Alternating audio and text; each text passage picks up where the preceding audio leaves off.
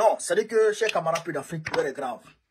C'est-à-dire que le pays, la Côte d'Ivoire est devenue une poubelle. Est-ce que vous comprenez ça? Une poubelle, un pays, un territoire de no man's land. Pays sans loi. C'est-à-dire que, quand je dis ça, souvent les gens pensent que je dis, c'est-à-dire que j'exagère. Mais je n'exagère pas. La Côte d'Ivoire est pire aujourd'hui que les quartiers nord de Marseille. Les quartiers nord de Marseille, là. Mais la Côte d'Ivoire est pire aujourd'hui que ces quartiers-là. La Côte d'Ivoire est pire aujourd'hui que Bogota. Et que les ghettos de Colombie, là. La Côte d'Ivoire est pire. Mais chacun fait ce qu'il veut.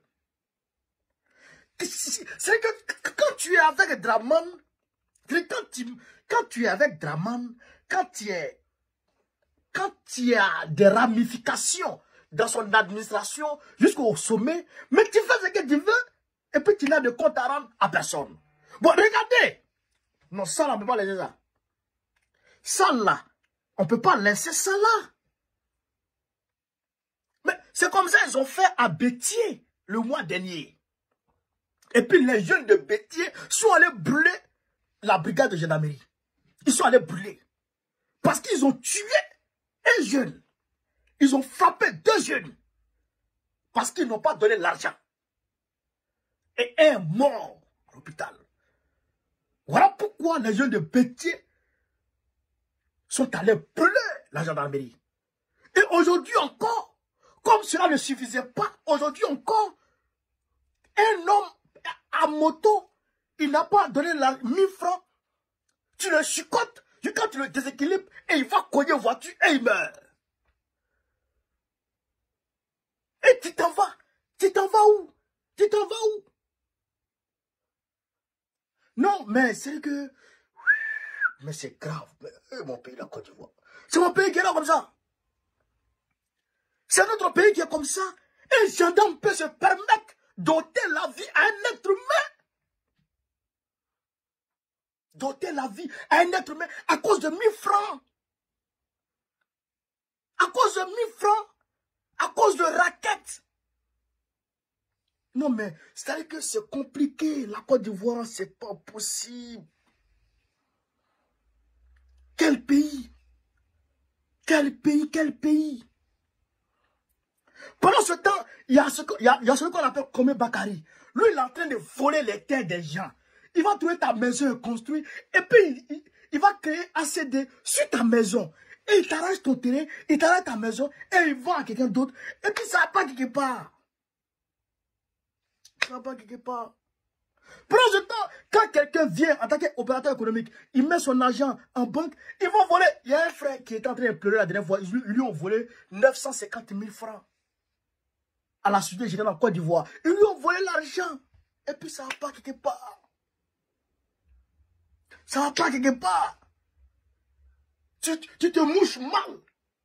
Ça a touché quelque chose, on doit t'attraper. Je ne comprends pas mon pays, la Côte d'Ivoire. Mais comment un gendarme peut faire ça? Comment? Mais tu lui as dit de payer. Tu le raquettes alors que c'est pas bon. Tu es en faute grave.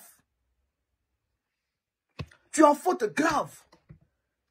Est-ce que vous comprenez ça? Les raquettes ne sont pas autorisées par la loi. Et toi, tu fais ça en plein jour. Mais si tu lui as demandé l'argent frauduleusement et qu'il ne t'a pas donné et qu'il fuit, mais pourquoi tu dois le déséquilibrer à moto pour le faire tomber? Pourquoi tu fais ça? Et jusqu'à ce qu'il s'en fasse dedans et puis meurt. Le gars là, ne le laissez pas. Hein. Je demande à la population de Daloa de porter plainte contre ce gars, de saisir la justice contre ce gars et d'aller faire manifestation devant la justice. Il faut manifester, il faut vous lever pour manifester. Ça là, c'est pas politique. Hein. Ça là, c'est pas politique, c'est pour que ça cesse. Au lieu d'aller brûler la brigade de gendarmerie de Gagnois, organisez-vous, faites des manifestations et dites que vous n'êtes pas d'accord pour ce qu'ils font. Ils n'ont qu'à arrêter leur raquette. Parce qu'il faut dire que les raquettes là, mais c'est depuis là-haut. Draman Ouattara lui-même, il autorise ça. Puisque lui-même, chaque soir, il attend son boron. Il attend son sac d'argent. Draman lui-même, il a son quota. C'est ce que le gars a fait là. Donc, le gars là, il est protégé. Mais si vous ne vous levez pas pour réclamer justice dans les rues, non. Imaginez un instant, ça, on fait ça en France ici. Un policier. Mais vous avez vu, pour le petit Maël, en 2023, ça a failli coûter le pouvoir de Macron ici. Ça a failli coûter le pouvoir à Macron ici. Les enfants sont sortis, ils ont brûlé les voitures partout en France ici. C'était les émeutes partout. Les Marseillais ont donné rendez-vous. Ils allaient monter sur Paris. Mais Macron a demandé pardon. Ils ont pris des précautions pour demander pardon. Les émeutes partout. On a vu ça ici. Un policier a tiré sur un jeune. On a vu ça ici. Ça fait coûter le pouvoir à Macron. Mais il faut que, même si toute la Côte d'Ivoire ne se lève pas, mais il faut que Gallois se lève pour manifester contre ça et pour mettre fin à ça là. Camarades peu d'Afrique. Voilà ce que je voulais vous dire cette vidéo. Je n'ai pas fini sans vous inviter à vous mobiliser comme un seul homme. Le samedi 1er mars à Cocody, au stade d'Angré. Cocody, stade d'Angré. Gbagbo Laurent fera un meeting. Eh Dieu, ce n'est pas là. Ce que Villa va dire samedi prochain. Ce que Villa va dire chez Camarades peu d'Afrique. Vous n'allez pas croire. Donc je demande à tout le monde de se mobiliser. Mobilisez-vous comme un seul homme. Mobilisez-vous comme un seul homme pour aller au meeting du président Laurent Gbagbo au stade d'Angré. C'est ça qu'il s'agit. Chez Camarades peu d'Afrique. Si vous vive l'Afrique libre, vive le panafricanisme, vive tous les présidents panafricains. Gbagbo, président de la République Côte d'Ivoire en octobre prochain, Inch'Allah. On est ensemble. Pourquoi Justin? Il y a une semaine, il était électeur. Et il n'y avait pas de problème s'il voulait briguer un poste électif. Mais aujourd'hui, pourquoi Justin n'est ni électeur, ni éligible. Mais comment un parti qui a bénéficié des libertés peut être celui-là qui écrase aujourd'hui toutes les libertés? Et comme son nom l'indique, la Renaissance sous-entend qu'il y a eu mort d'une manière ou d'une autre. Et s'il y a eu mort, et ici en Côte d'Ivoire. En 2011, avec l'arrestation du président Laurent Gbagbo, il y a eu un arrêt brutal de l'état de droit en Côte d'Ivoire. Tout le monde n'avait pas parié sur le retour de Gbagbo. Quand Gbagbo partait à La Haye, certaines personnes affirmaient péremptoire que c'était un aller simple, un aller sans retour. Or, ils étaient gentils. C'était des euphémismes pour ne pas nous choquer. Mais c'était une façon de nous dire que Gbagbo, qui n'a rien fait, allait revenir ici grâce à un Dieu de justice.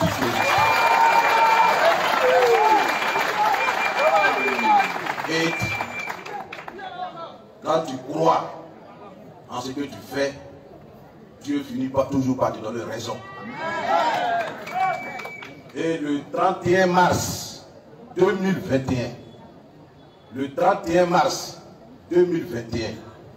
après plusieurs années de souffrance, après plusieurs années de pleurs, de doutes, de vicissitudes, de fuites,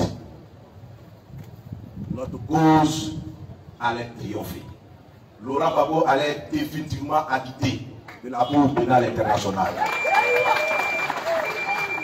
Et cet acquittement, ça va la résurrection de Laurent Gbagbo. La renaissance symbolise le retour à la vie de Laurent Gbagbo. Mais quand Gbagbo revient à la vie, c'est la lutte pour les libertés qui revient à la vie. Quand Gbagbo revient à la vie, c'est la démocratie qui revient à la vie. Quand Gbagbo revient à la vie, c'est la Côte d'Ivoire qui revient à la vie. Et donc ce matin, chers amis, nous sommes là pour officiellement lancer la 3e édition de la fête de la Renaissance. Cette édition aura lieu pour cette année, les 4 et 5 avril 2025, dans la région des Grands Ponts, mais précisément à Dabo.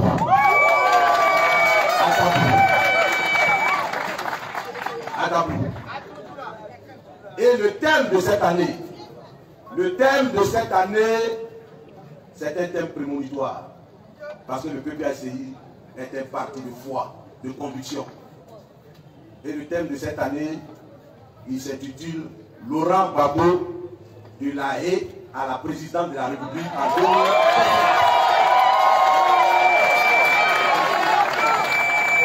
Je répète, le thème de la fête de la Renaissance de cette année, Laurent Gbagbo, 2 points, de la haie à la présidence de la République en 2025.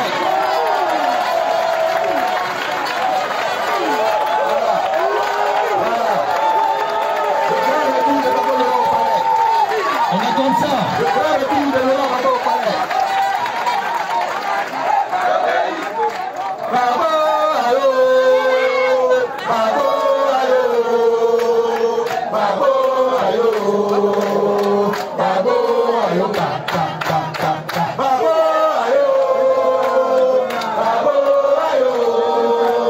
bravo, allô, bravo, allô, merci. Merci.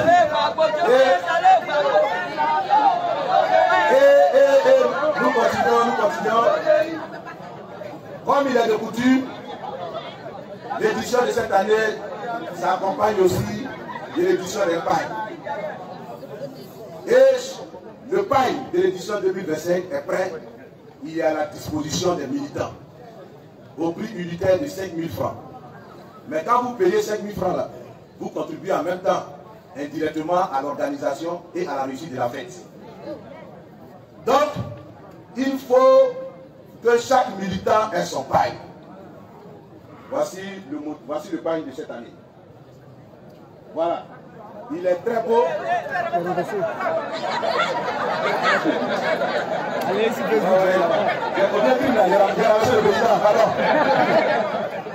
Voilà le paille de cette année. Et on salue le paille, ici. Il est disponible. C'est bon, c'est bon. Voilà. Voilà.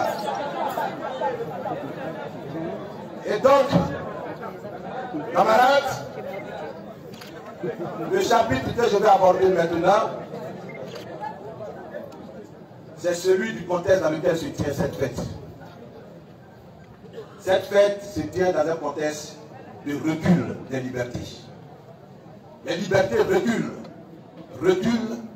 en Côte d'Ivoire. Et chaque jour, les libertés perdent du terrain. Mais nous avons combattu pour ces libertés depuis 1990. Laurent Gbagbo, c'est le père du multipartisme en Côte d'Ivoire. Oui.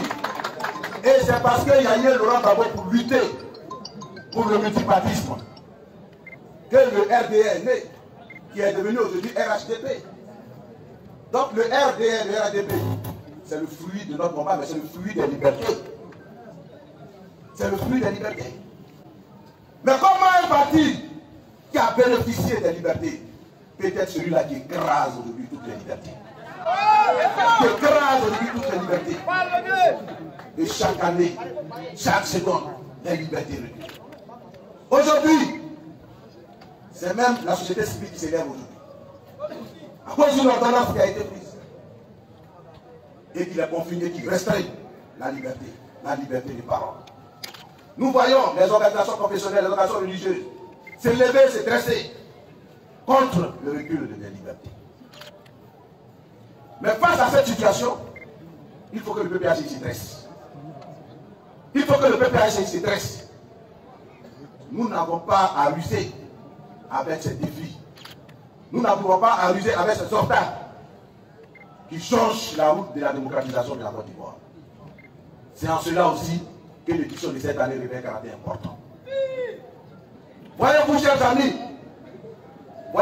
amis, des gens ont dressé des obstacles artificiels sur la route de la présidence de notre candidat, de notre président, Laurent Gbagbo.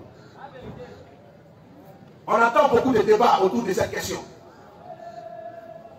Et d'aucuns parlent de plan B. D'aucuns parlent de candidature de substitution. Mais, on remplace qui par qui et pourquoi? On remplace qui par qui et pourquoi? Regardez, je prends mon exemple. Moi, dans ma Diaboukas, il y a une semaine à peine, j'étais électeur et j'étais éligible. Parce que j'ai été candidat au conseil régional du Boré. J'ai voté et j'étais candidat. Une semaine. Aujourd'hui, je ne suis plus électeur et je ne suis plus éligible. Pourquoi? Aujourd'hui. Pourquoi Justin? Il y a une semaine, il était électeur. Et il n'y avait pas de problème s'il voulait briguer un poste électif. Mais aujourd'hui, pendant pourquoi Justin n'est ni électeur ni éligible. Il faut la dire, qui est là. Il y a à peine une dizaine de jours, il jouissait de tous ses droits. Il pouvait voter. Mais aujourd'hui, lui qui est un député suppléant, donc un élu de la nation, il n'est ni électeur ni éligible. Il ne peut plus renouveler son mandat. D'accord. Est-ce que vous comprenez? Voilà. Donc, quand on parle de plan B, écoutez, chers amis, les plans B, on peut les frapper à tout moment dans ce pays. Les plans B, on peut les réduire à néant dans ce pays, en une fraction de seconde. Mais c'est sur la base de quoi on disqualifie les gens? C'est sur la base de quoi on dit que Gbagbo est exclu du jeu? On a fait le débat de droit. On a fait le débat de droit. Et ils n'ont pas pu soutenir ce débat. C'est une condamnation politique. Et donc, c'est une mise à l'écart politique. Une façon de régler les comptes à des adversaires politiques qu'on sait ne pas pouvoir vaincre dans une compétition loyale, légale et légitime. Et ça, le PPACI ne peut pas l'accepter parce que c'est pourquoi nous on est nés. Nous sommes nés contre l'injustice. Nous sommes nés contre la dictature. Et partout où l'état de droit recule, c'est le PPACI qu'on poignarde et le PPACI ne peut pas se taire. Et nous n'allons pas nous taire. C'est pourquoi pour nous, il n'est pas question d'une candidature de substitution. Il faut que les gens oublient ça. Nous avons un candidat unique que nous avons choisi. Ce candidat répond à tous les critères et ce candidat sera candidat et ce candidat sera élu. Voilà. C'est pourquoi ce débat-là, nous ne le trouvons pas sain. Et nous considérons ce débat comme une fuite en avant, comme une politique de l'autruche. Parce que nous savons, l'obstacle est là, et puis on veut le contourner. Le contourner là, c'est ça, on parle du plan B. Non. Il n'y a pas de plan B. Il y a un obstacle là, qu'on doit affronter. Et donc, sur cette question, nous appelons à la mobilisation générale. C'est pourquoi la fête de la Renaissance de cette année doit battre tous les records de mobilisation. Nous allons envoyer un message très clair à la communauté internationale. Je dis bien à la communauté internationale. Nous allons faire une démonstration de force que personne n'a encore vue dans ce pays. Nous allons faire. Je parle de communauté internationale parce que la crise ivoirienne est malheureusement ou heureusement une crise internationale. C'est une crise internationale. Elle a lieu en Côte d'Ivoire, mais c'est une crise internationale quand on voit les acteurs impliqués. C'est pourquoi nous allons nous adresser à la communauté internationale les 4 et 5 avril 2025 à Dabou. Et donc, tout un chacun, tout militant de PPACI, tout sympathisant de PPACI, tout démocrate, personne ne doit rater ce rendez-vous de l'histoire. Personne ne doit se faire raconter. C'est à Dabou à côté. C'est-à-dire que même si tu n'as pas l'argent, que tu as commencé à marcher la veille, tu seras à l'heure du rassemblement de la journée. Donc Dabou est à côté. Et nous vous attendons tous à Dabou. Voilà ce que je voulais vous dire ce matin par rapport à la fête de la Renaissance. Mais avant de libérer le pupitre, je voulais dire que le samedi prochain, nous sommes à la 3e étape de la tournée corps du président Laurent Gbagbo. Ici même à Bokodi, au stade de Angers, nous sommes à la 3e et à une étape importante. Le président Laurent Gbagbo va encore parler. Le président Laurent Gbagbo va encore prendre la parole. Et vous savez qu'à chaque fois que le président prend la parole, les fondements de la dictature tendent. Les fondements de la dictature chancellent. Et samedi prochain, 1er mars, au stade de Angers, il faut que toute la population de Bokodi, mais que dis-je, toute la population du district d'Abidjan se retrouve à ce stade-là pour démontrer une fois de plus la vitalité du PPACI, la vitalité du président Laurent Gbagbo et de sa victoire certaine et indiscutable aux élections de 2025. Je vous remercie.